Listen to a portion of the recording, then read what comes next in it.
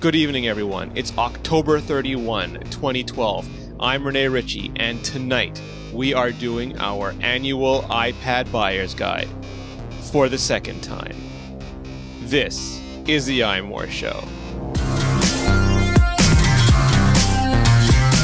Joining me tonight, making her triumphant return to the iMore Show, is Georgia. How are you, Georgia? I'm doing well, Rene. How are you?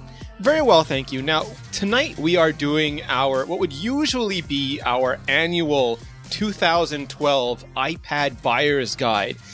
But we did that back in March. And we are doing it again. Is this a repeat? Is this a replay? Is there like some special event on another channel that we're avoiding, so we're doing the same show all over again? It's a replay, only smaller. Smaller. 7.9 inches smaller. Smaller, yet twice as fast. Twice as fast. Yeah, Apple. And smaller. They're went doing it both. And announced not only a new iPad 7 months, a mere 7 months after the last iPad, but they also announced the iPad Mini. They did. We have smaller. We have faster. But for those that just purchased, For those who are thinking about purchasing, we have more confusion. yes, exactly. For those who are thinking of purchasing, but there's also a lot of anger for those who have already purchased the new iPad. It is no longer new. Yeah, well, I mean, that name was just trouble. I mean, you said that before. That name was just trouble. Well, first, I'm going to give you kudos, Georgia, because when the iPad 4 came out, you said it is not performant enough, that you believe that they dedicated too much of the power to running the Retina display at the cost of everything else. And there were some in the tech community who took umbrage, as usual, with your opinion. And then lo and behold, a mere 7 months later, what does Apple do with the iPad? Twice as fast. And now everyone is saying, oh, finally. Oh, finally they fixed the performance issues.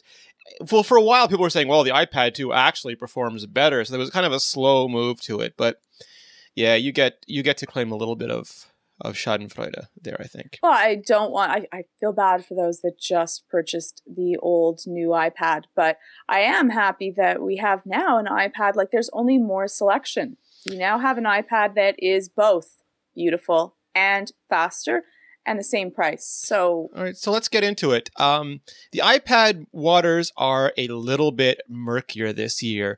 Not this year, this time of the year. This is the late 2012 iPad waters. You have not only the new 4th generation iPad, but you still have the iPad 2 from 2011. And now you have the iPad Mini. And I did think it was cute the way Phil Schiller kind of did the little Steve Jobs thing where he said 9.7 inches, 7.9 inches. Are you getting it yet? Are you getting it yet? They're inverted. So very cute. So I like when Johnny Ives was speaking about in the video on it and how he was saying that, you know, it isn't smaller, it's just more compact and spectacular. More concentrated, like orange juice. It is better than. Yes. And as anyone who's tried to drink the actual orange concentrate knows, it can be a powerful thing. It can be. It definitely can be. So the first question, we're going to go through our buyer's guide here. We're going to help try and make people who either are wondering about upgrading or wondering about cross-grading or wondering about buying for the first time. We're going to answer some questions. We're going to go over some of the choices that you have. And we're going to try and make sense of this. And I guess the first choice is, should you even get an iPad, Georgia? That's a huge question. It would depend on how often you use your iPad, how you use it, and also just the regular economics of it. It's in the math. Can you afford to get another iPad? Not even another. Let's start off with Rene, just an iPad. What is the selection? What exactly do you have the choice of now? You have the choice of the iPad Mini starting at $329, the iPad 2 starting at $399, or the iPad 4, the 4th generation iPad, or what Apple is sometimes calling the iPad with Retina display, starting at $499. And I think I think it's important to sort of qualify whether you actually need a tablet or an iPad, because that was the whole pitch of the iPad. When Steve Jobs first introduced it, he said Apple thinks there's room for something between a smartphone and a laptop, and we had the iPad. But now we sort of have two things in between. We have the iPad mini, which is closer to an iPhone, iPod Touch in terms of portability, but closer to an iPad in terms of functionality. And then you have the original iPad, which is closer to a low-end laptop replacement in terms of functionality. So they're different products, but there is an overlap. Right. And so it would depend on how you use your iPad.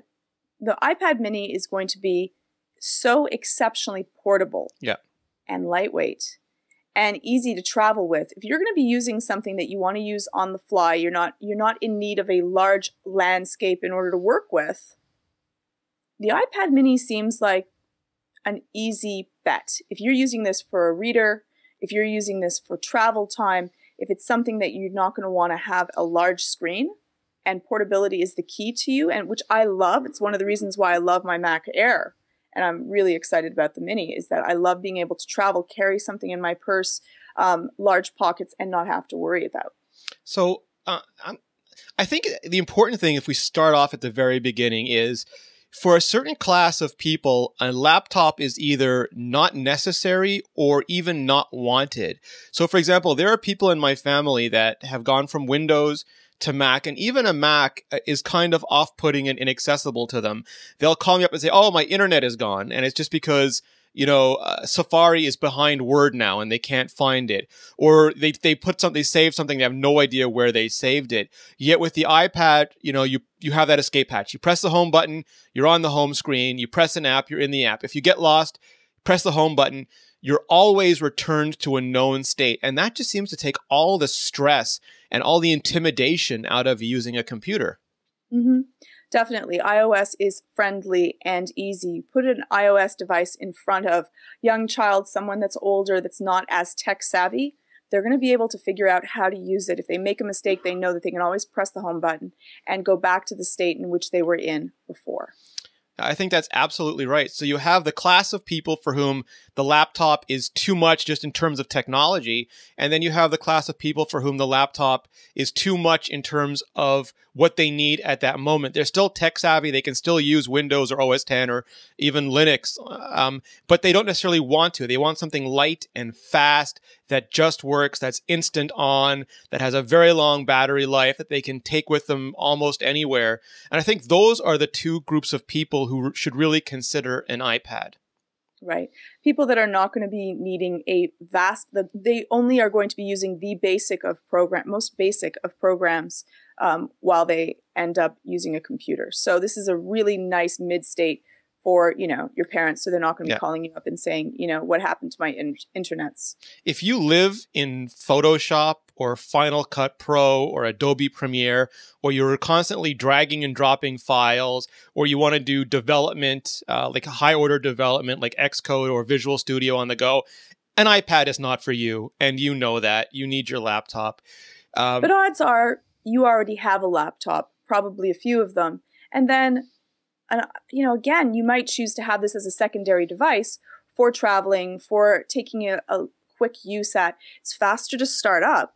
It's easier to use. It has a fabulous battery life, and it's highly portable. So I can see how people, even if they use, say, Final Cut Pro or other things, when they go out, when they want to show pictures to their friends and families, just surf the net because they're traveling, the iPad still makes a really good companion to your laptop. Yeah, and I think that's exactly, like in my use case, I have a laptop. I need a laptop because I'm doing Final Cut and Photoshop.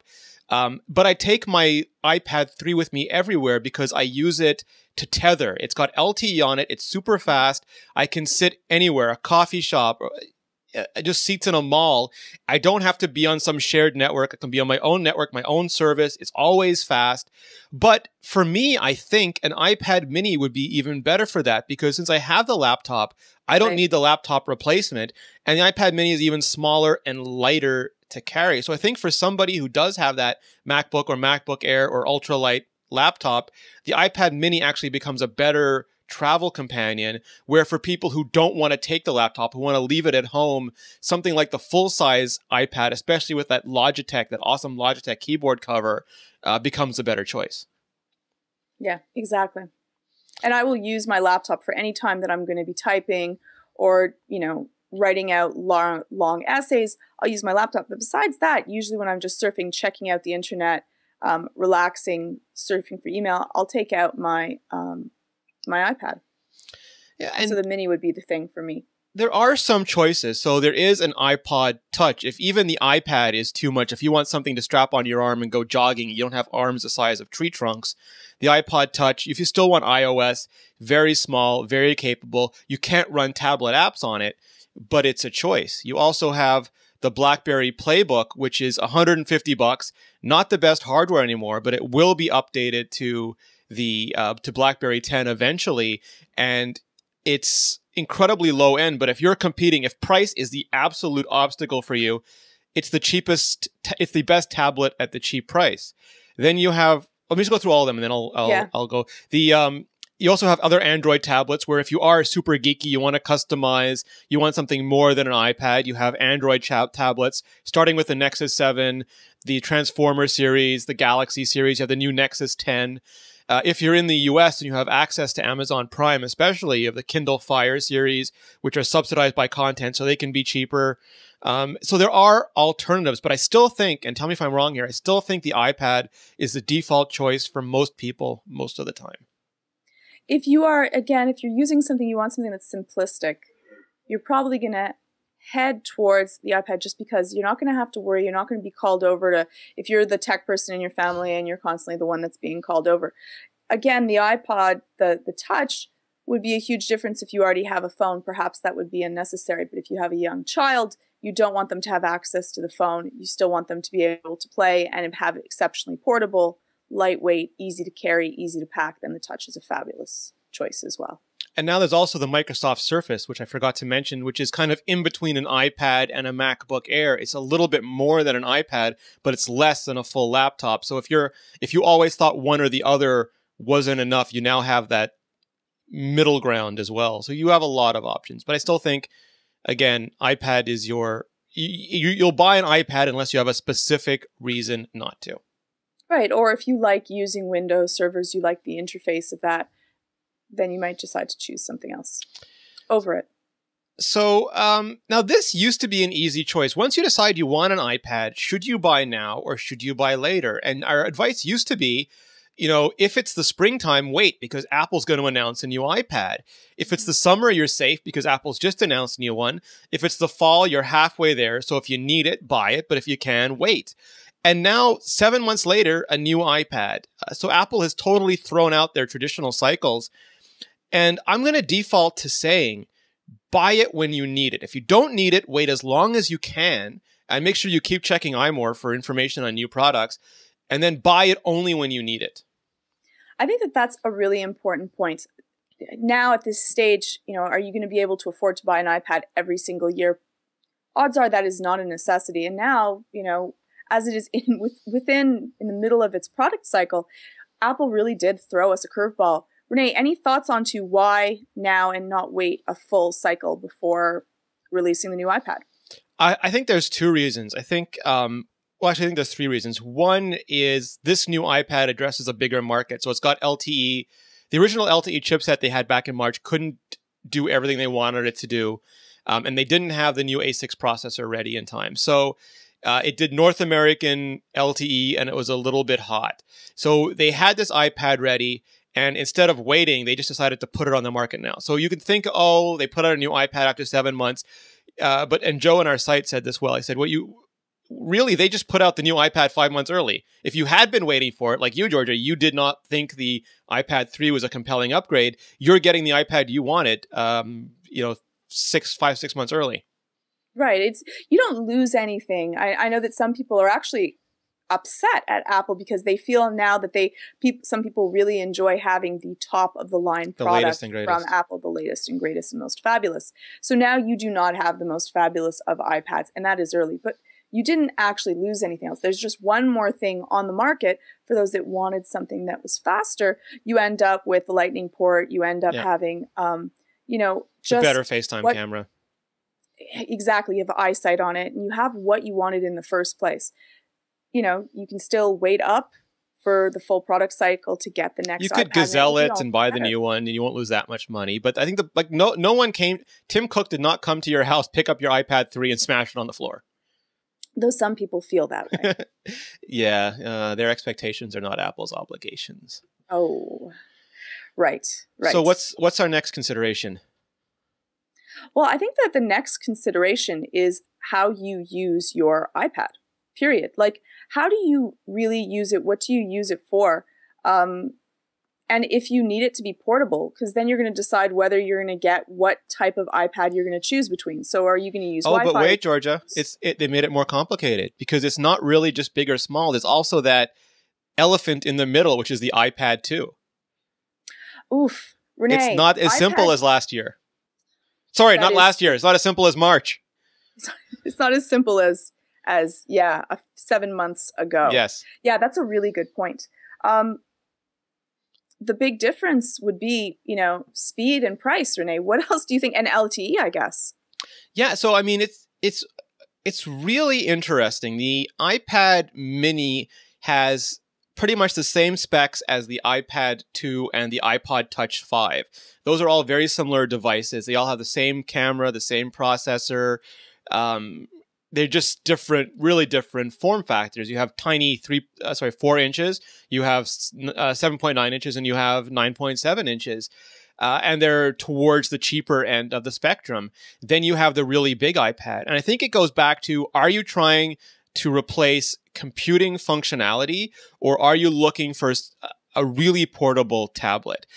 So if you make that decision first, you can easily choose, I want the iPad Mini. Yes, I'm giving up the Retina display, but I'm getting something that I can more easily take with me.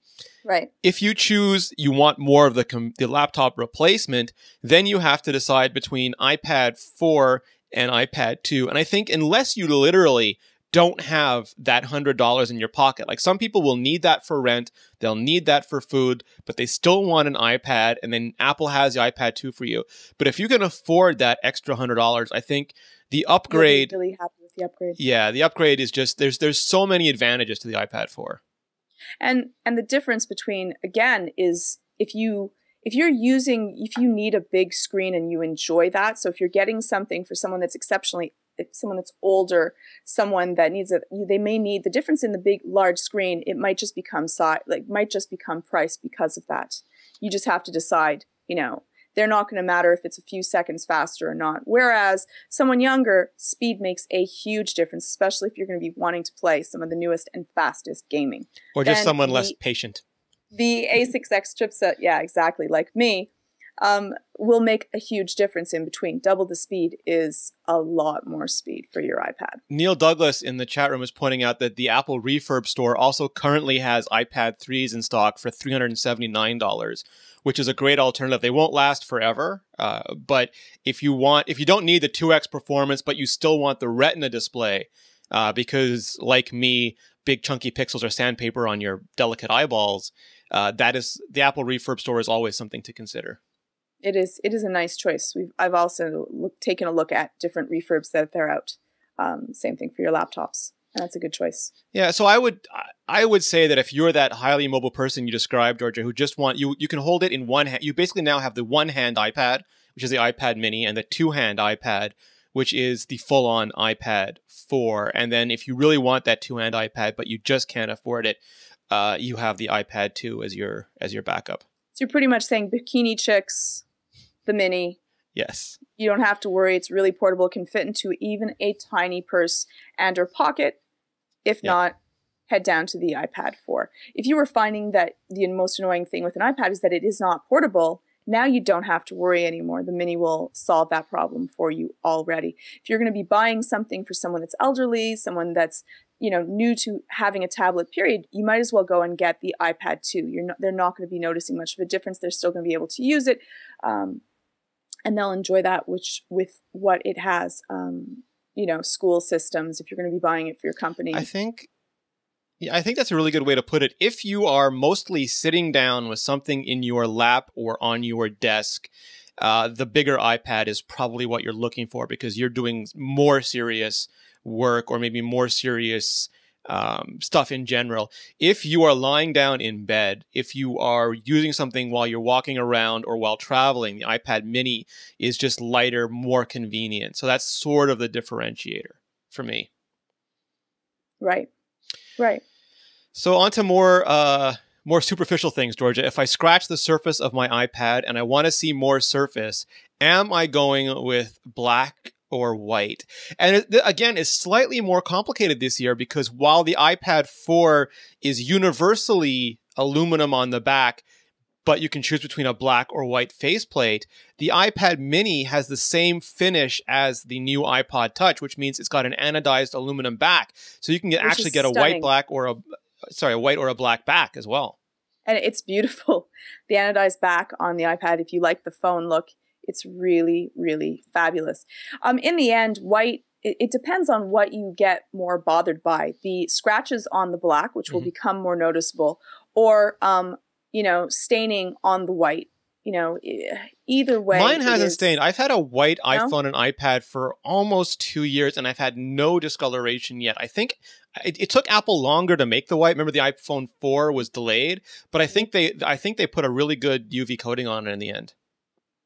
Yeah, it's the finger marks that bother me onto most. So if your fingers are not clean, it shows up a little bit more. You end up getting on your iPad, you still end up seeing the black one especially, yeah, and lint. And the same thing, you're going to get a little bit onto the back. Yeah. So that's going to show up a little bit more. So I think that it's personal choice which way you carry it with. And it's a little bit of style. It's also in terms of content. If you're watching a lot of video, black is usually better for the reason that television sets are mostly black because the frame disappears and all you see is your movie or your video game. But if you're reading a lot of web pages or a lot of books that are on white paper, then the white background kind of disappears where the black one looks like this big frame around your book.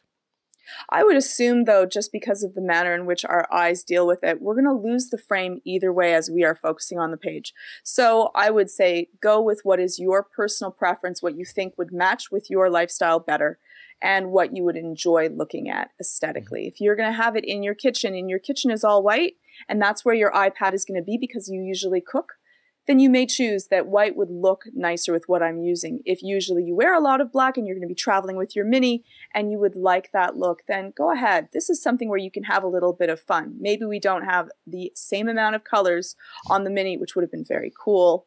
But you got smart covers. You got a little bit you can style with it as you so need. Yeah, a little bit of different smart covers too. Dominic Lopez 90 is asking what color we're getting, and I will start.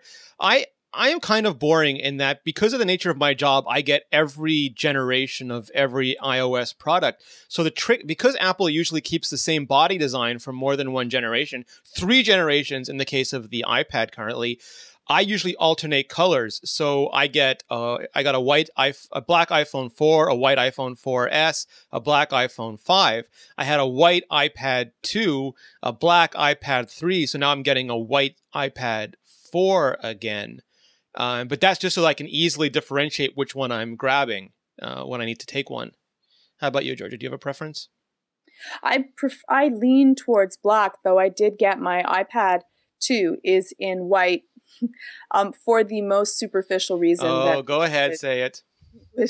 Would know that I have a iPad 2 at the time. Yes, because there was no such thing as a white iPad 1. It was the easiest way for Georgia to show people she had an iPad 2. Yeah, I know. It is quite superficial, but that's the reason why I wanted to get it. And I enjoyed it quite a lot, having it that way. Do I actually prefer black to white? I will lean towards black. Usually. I just find it looks a little bit more sleek and cleaner. If it's on the table, it doesn't show up stains as much. So I prefer that. Yeah. So we have, same thing for the mini, Rene? Yeah, I got white both. Okay. Now we will have another problem at Mobile Nations is that except for Georgia, most of the writers like Ali and Liana will always buy white. So we try to make sure we have at least one black device just because it gets boring if all the photographs are of white devices all the time. So we'll have at iMore HQ, we'll have the black ones in Wi-Fi and the white ones in LTE. And then just so that for your own visual care, looks a little bit better. Yeah, no, absolutely. The things we sacrifice. I usually get product red smart covers because A, it goes to charity, and also I think red plus black or white looks hot. Yeah, it definitely does. Yeah. So besides, we have now another choice. Once you've decided what color you want, the big choice is storage capacity. Yes. Which is a hard one. Which is why I made you do the math. Yes, definitely. Yeah, you're spending a lot of money. There's a big difference in between the storage capacity, how much you're going to be spending on your iPad. So let's go through a little bit of what it is. So it starts at 16 gigabytes, and then you can choose 32 gigabytes or 64 gigabytes for both iPad Mini and iPad 4, correct?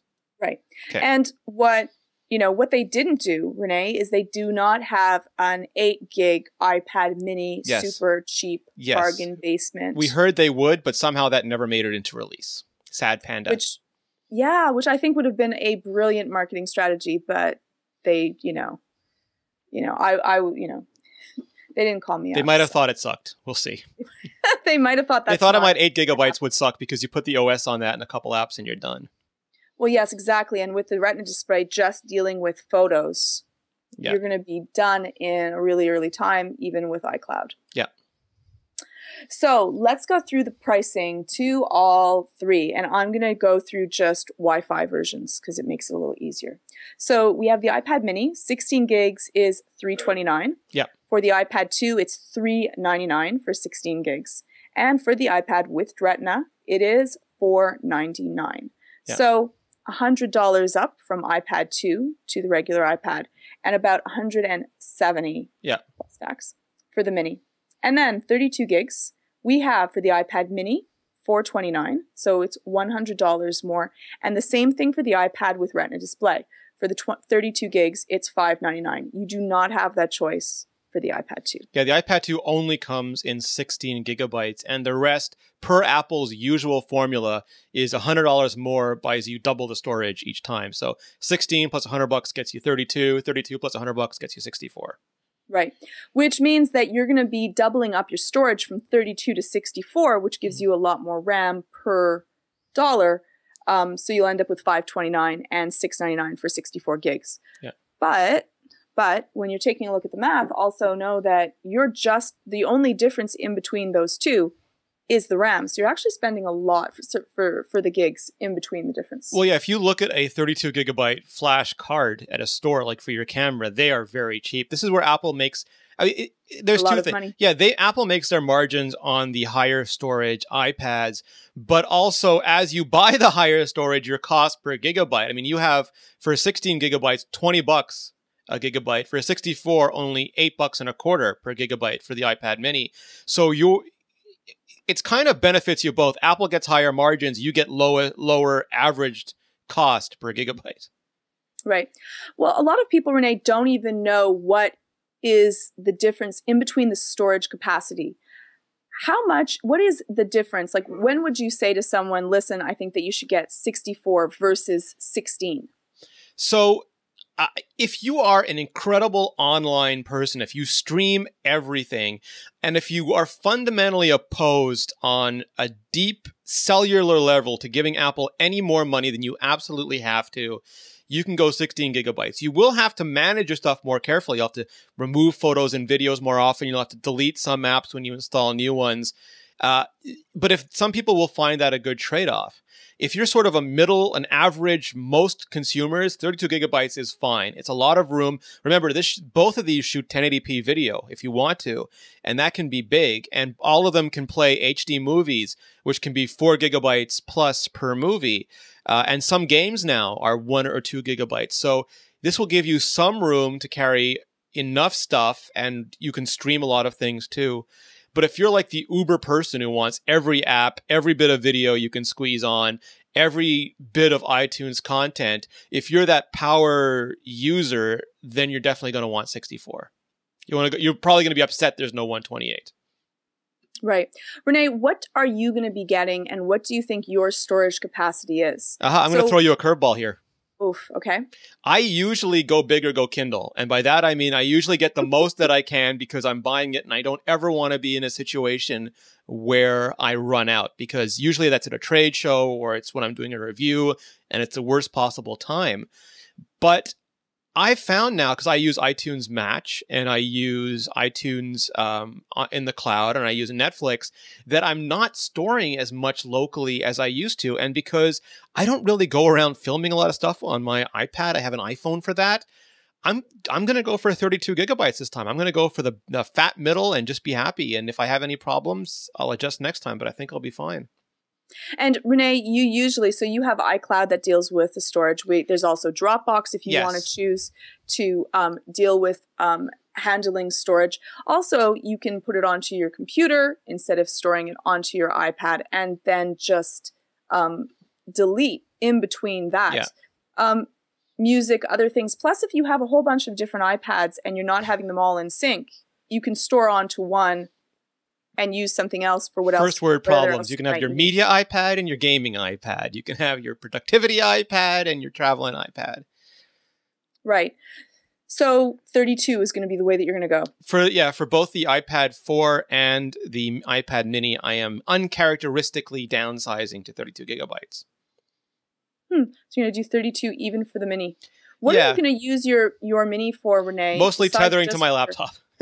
Okay, so it's going to be just a tethering device. Yeah, but I want just enough, like in case I'm out and I have to review it. Just 16, when you put the operating system on and a few basic things, I'm going to always, the stress of having to worry about running out of space, I think is worth the extra $100 just to go to 32 so I don't have to worry. Right. I find that I do not store a lot at all on my iPads. It's pretty much for gaming. But those games, like Infinity Blade, is over a gig already. It is, but I will play a game and I will play it from the beginning to the end. Rarely will I store a game and keep it. Once I'm done a game, I'm not going back unless it's, say, Field Runners or Plants vs. Zombies, and there's an update to something else that I'm going to want to play. So I can delete the game, and if it ever comes out with another level, I can upload it again and go through all the levels in order to get there. It does not bother me. So you're not as lazy as I am. You are willing to expend your time to save a little bit of money, whereas I'm willing to expend money to save a little bit of time. My Scottish blood runs deep. Yeah, I'm Scottish too, but I think I'm the lazy Edinburgh type of Scottish. I just want to use the mini like a phone, so I will tell people that I have the largest Galaxy. Your Galaxy Note. Psh, I got a 7.9-inch phone. Who are you? So who are the people that should go to the max then, since you're not anymore? Like I said, the power user, the person who wants to have that one device that has everything on it, the same person who bought the iPod Classic, right? Or people that you have to have it on the computer, you have to have it with you, and you can't deal with cloud. So if you need to have that security, you're not going to be going through it. That would be the easiest answer in between those. So I'm going to do a little favor for our US listeners, because the iPad mini and the iPad 4 internationally, the LTE is going to be a very similar story. You're going to pick your carrier, put the SIM card in, and go. Very simple in most parts of the world if you choose to go LTE. And I always do, because like I said, I would prefer to tether with my iPad than with my iPhone, because I don't care if I run down the battery on my tablet. I care very much if I run down the battery on my phone, because I need it for everything else. So in the US, though, it's different, because in the US you have AT&T, Sprint, and Verizon, and the Sprint and Verizon are not GSM carriers. They are traditionally CDMA carriers. So the iPad will have CDMA and LTE instead of GSM and LTE. So it is not everywhere else in the world. You can pretty much buy your iPad, put in whatever SIM card you want, and go. But I believe that if you want a Verizon iPad and likely a Sprint iPad, you're going to have to buy that specific iPad, and you won't be able to swap between AT&T, Sprint, and Verizon just by swapping SIM cards. Oh, that's too bad. So you have to make the choice, and then you're stuck in to that iPad with the choice that you make. Yeah, I believe that is the case. I haven't seen anything that says it's not, and that's traditionally been the case. And it's kind of complicated. So I'll put it in the chat room. Leanna Lofty, our resident math whiz, our math magician, went through all the different plans as they are currently announced, and I'll caveat by saying that carriers are notorious for changing these things, especially at the last minute. So we will keep you updated, but I will put it in the show notes and in the chat room. She's compared all the prices, all the plans, and you can check for different things and see what your needs are and then decide which carrier. But our usual advice, Georgia, and I think it still holds, is whatever carrier, Verizon has much more LTE. AT&T is in a distant second place, but they have a faster non-LTE service. So if you're ever not on LTE, your data is faster, but less reliable. And Sprint is way behind in LTE, but Sprint might be really good in your town. So it's important to find out where you live, where you work, which carrier is the best. And again, it's the manner in which you're going to use your iPad. If you don't, if price is the deal breaker for you, go with cheaper. If it's not going to make and break if you don't have it. If again, Wi-Fi is everywhere now. So if that's a way that you can end up dealing with your iPad, it doesn't matter, and price is the deal breaker, then choose that. It's different in that a phone, losing a call could be your business. Whereas, not getting any email or not being able to download or upload something may not be make or break. You can always pull up. There's like annoying. Starbucks everywhere. It might be slightly annoying. Again, worst comes to worst, you can tether through your phone. Yeah, that's what a lot of people say. Anyways, what does it matter? A lot of people will get Wi-Fi and tether with their phone. Again, just for me, I prefer not running down my phone battery by tethering, so I like to have the option. The next consideration, Apple Store versus other stores. Where should you buy? I will I'll say my own personal opinion in between that, and I'm going to give a little tiny caveat as well to that. But I love, for me, being able to, the manner in which you are treated and taken care of means a huge deal to me. And if you are, again, already a super tech knowledge geek and you want to make sure that you get it and you don't want to have to line up, then order it. If you can take care of everything that you need, you can download from iCloud, you don't need any help, then great, order it. You can decide to go retail as you might need. But going to an Apple store itself, I love the fact that I get premier service. They make sure that I like the phone. They'll ask me the questions and I'll be able to talk to a genius, and they give you supreme care. They'll help me get everything off of iCloud. They'll make sure that it's done comfortably. They'll ask me what I need. They'll ask me if I want Apple Care Plus. Get that. And they'll just make sure that there are no bumps, bruises, any questions that I need. They'll also take a look at all of the extra. They'll basically set it up for you if you need them to. It's all done for you in a beautiful way. They take for free great care. Yeah. And that's what they're there for. So I love that experience of going through it. And it's a lot of fun if you're buying it for the first time and there's the lineup and they all come out. It's a lot of fun in that. Yeah, no, I agree with that. Absolutely. And I would, if you can't, like for example, some people, I think Phil Nickinson lives at the edge of the known universe and his closest Apple store is a state away. So for that, it's not always convenient to go to the Apple store, and it will be at big boxes. It might be the cellular versions might be at some carrier stores. So you can look at it. And if you have, for example, a rewards program with some store or another, it might be worth your while. Or if a local place has a big sale or a trade-in program, these are all things to check. But everything else being equal, I'll always recommend someone go to an Apple store or order online from Apple. Right. They're going to make sure that you're taken care of and you're not going to have to worry about any shady dealing. So yes, I would say never buy an Apple product like from eBay, Craigslist. You better check it out before you decide to buy. There's a lot that can go wrong.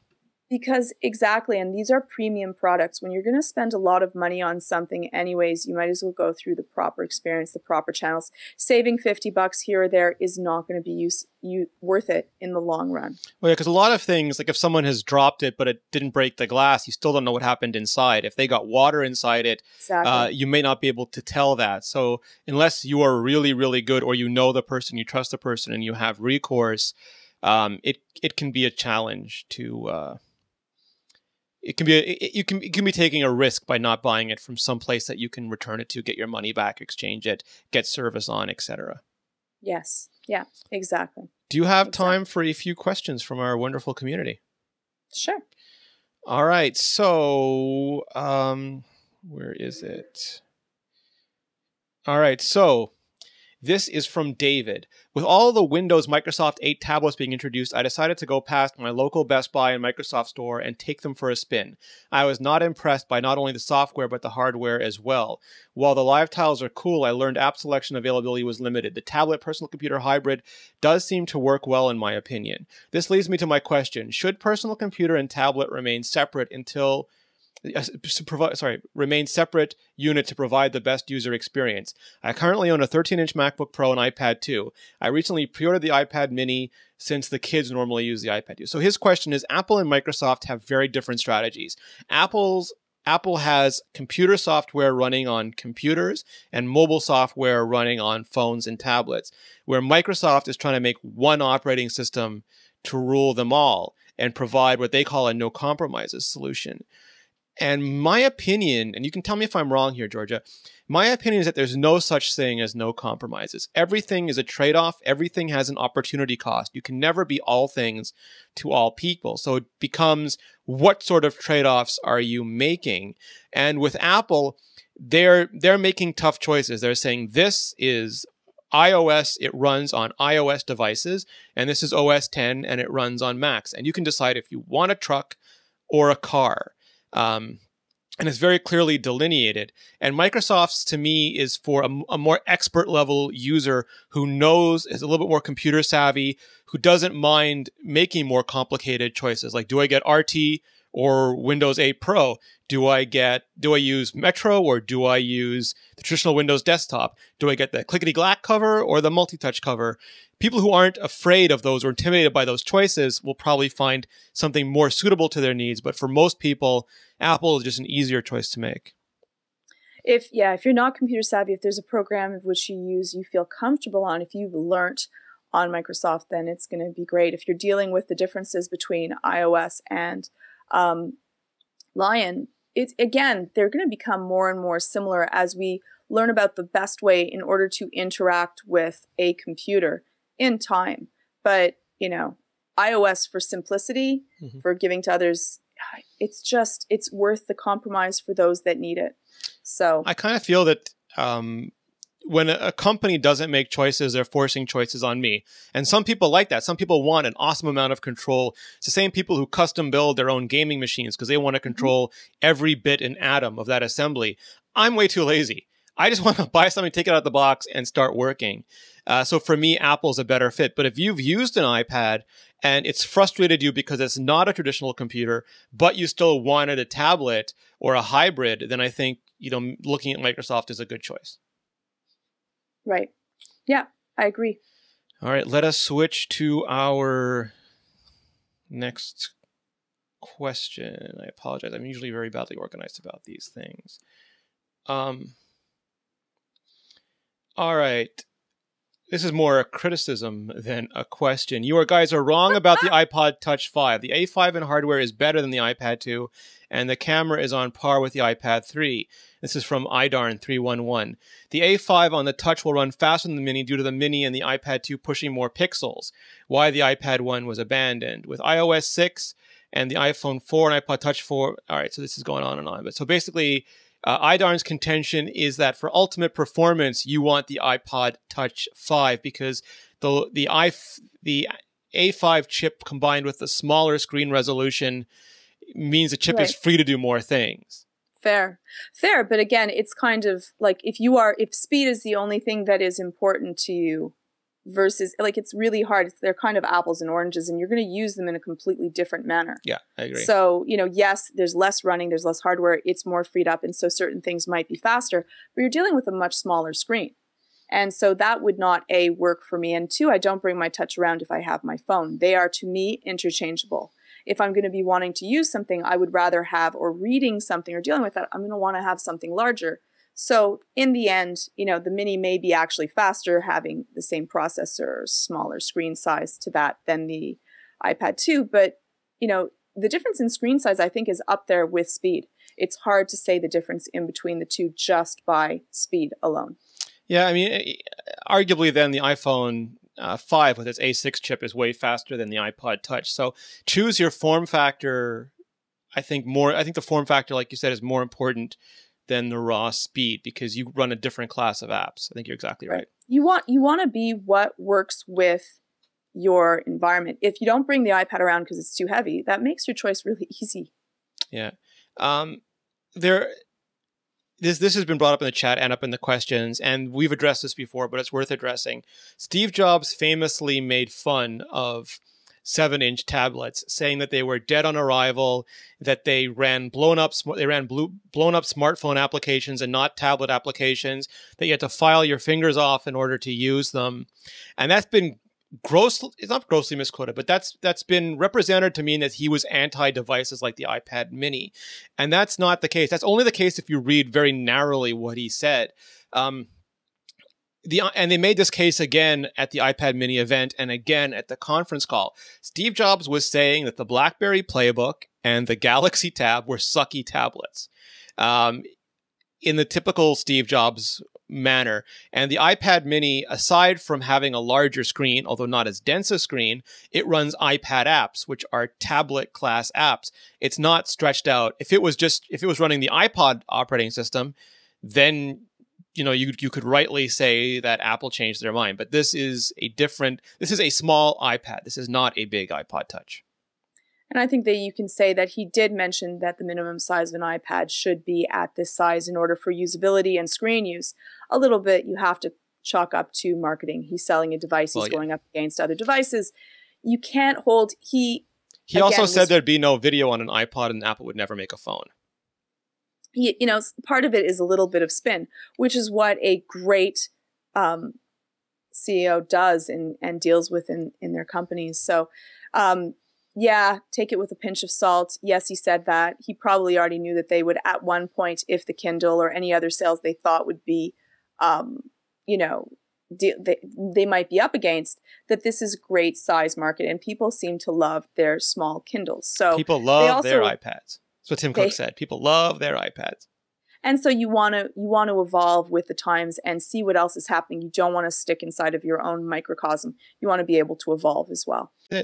Yeah, so I think that it looks like there's a lot of choice. I think that it looks like that the iPad is a more complicated product line now because you have the mini, the 2, and the 4. But I think if you break it down the way we went through and you make your choices along the way, you can decide if you want ultimate portability or more power. And then you can decide whether you want to sacrifice screen resolution and storage size to get a cheaper iPad, or you want to go with full-on gusto if you need cell or you don't need cell. I think if you go through it in that order, you can actually pick the perfect iPad for you.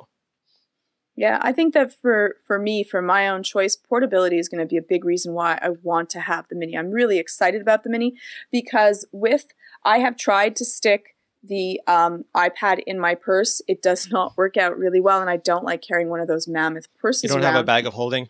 I don't have a bag of holding, though, love messenger bags. But so for the iPad mini, that would be the first thing, even if it was slower and it did not have as nice a screen. But it does, so it makes my choice exceptionally easy. And the manner in which I use my iPad is pretty much to surf the web, play games, deal with other things on which I could do as well. That's a good question. It's not. Now, one of the big criticisms, so basically the thing is that the iPad mini is not as fast. Well, sorry, it's not as fast. It doesn't have as good a quality screen is the biggest knock. Some people will say that they will never buy a non-Retina Apple device again. I am one of those people. Like I said, who chunky pixels makes my eyes bleed. I will get an iPad mini, but I will miss the Retina display. Does the Retina display being there or not bother you, Georgia?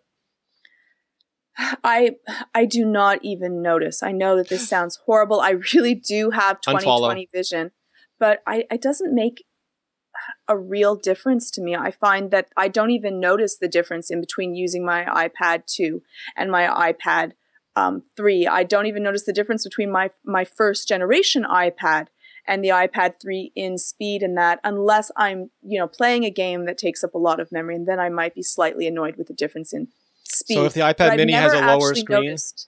I've never actually said to myself, wow, this does not look as nice. It's never been anything that I've even thought of. I can, at times, appreciate the difference between Retina and NOF if they're next to each other. And then I say to myself, I appreciate it. I'm not someone that's dealing with typesetting and other things. And I'm not very finicky. I'm not that detail oriented. That's going to make a difference to me. So I've never even thought it. Who cares about care? Never even thought it to myself. So the iPad mini is not as bad as the iPad 2. It's exactly the same density as the iPhone 3GS. So it's better than the iPad 2, not as good as the iPad 3 or 4. And I will not notice. Do you actually notice, Rene, when you go through to your different iPads, do you think, this does not look as good? Has that ever been a thought that comes across your mind? I have a design background, Georgia. When I wrote my review of the iPad 3 and then I went back to using my MacBook Air, the pixels were like sandpaper on my eyes. I told you that. And now I have the Retina MacBook, and when I go back to using a non-Retina machine, all I see is these giant pixels staring at me saying, I'm big, look at me. But you just have to take your glasses off, and then you're not going to know the difference. You'll be fine. I wouldn't even know if there's a product in front of me. I have to take my glasses.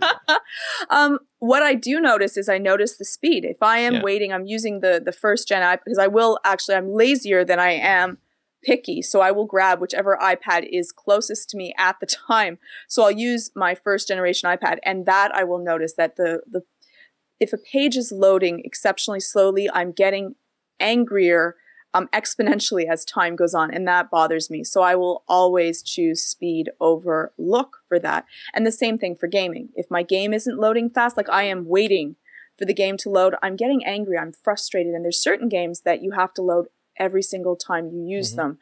Field Runners is one of them. When you're logging in, it's annoying. I want it to be now. I want to play the game yesterday. So anytime, that I will notice constantly. All right, so we have this full buyer's guide available to you in handy text form with links to much more in-depth discussion of each and every topic we went over here, and that'll be in the show notes. And you can find it just by going to iMore.com and clicking on the iPad button or tapping on it if you're on your mobile device. Georgia, thank you very much for joining us tonight. Where can people find out more about you? You can find me on the website on iMore.com, and you can also find me on Twitter at GeorgiaTIPB. Nice. And you can find me at Rene Ritchie. You can find all of us at iMore. You can email us at podcast@imore.com, or just leave a comment on the show when it goes live. For all of our shows, check out mobilenations.com/shows. And I think that brings us to the end of our second iPad Buyer's Guide for 2012, or as Apple would call it, iPad Buyer's Guide Late 2012 edition. That it is. All right, and thanks to the chat room for their input and their questions. They are all shades of awesome. I was going to make a book set, but I won't say it. Uh-oh. Oh, Seth is not here tonight because he was caught in the path of Hurricane Sandy, and he has no electricity, and I do not know if he will ever have electricity again. Yeah, he's rowing to work now. Yeah, well, his whole county. I mean, all the power poles snapped. The infrastructure is down.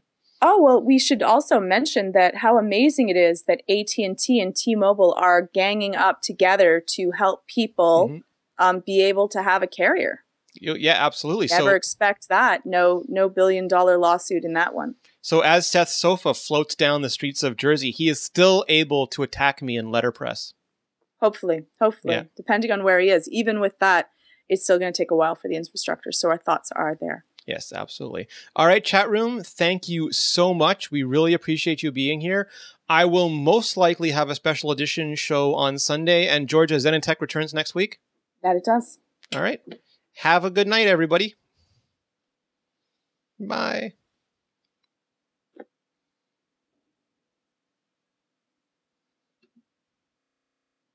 And we'll see how